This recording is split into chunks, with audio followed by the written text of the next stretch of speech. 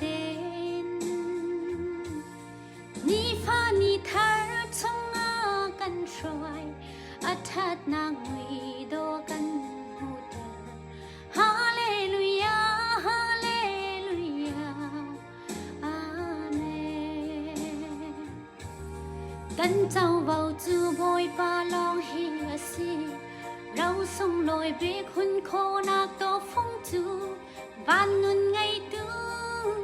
kan si hallelujah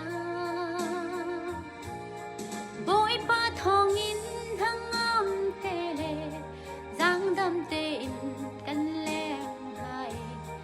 hallelujah hallelujah amen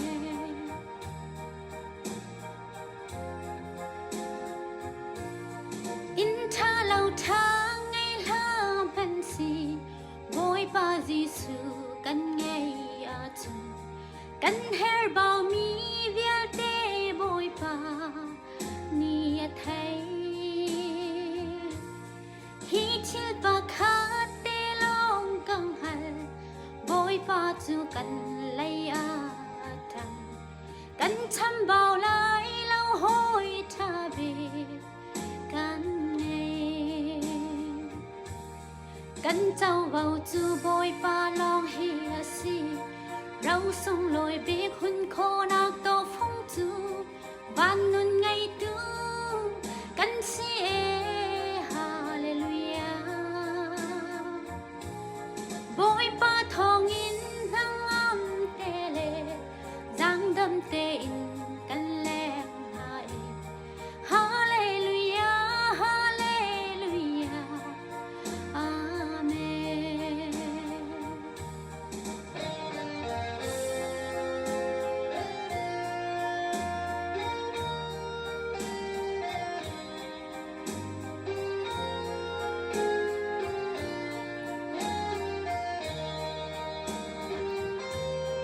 in tha lau tha ngày la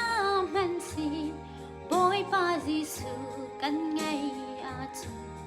kan her bao mi vial te boy pa ni a thai hi thil pa kha te long kang hal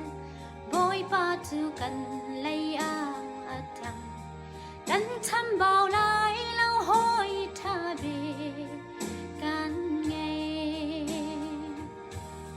kan chau vào chu boy pa long hi asi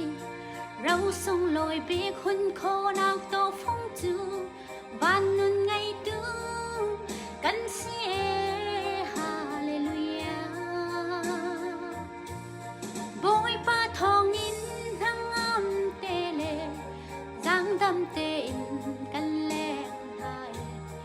hallelujah hallelujah amen kan chau vào chu boy pa long hi asi rau sông lội bị khôn khô nạc to phong chu van nun ngày tu kan si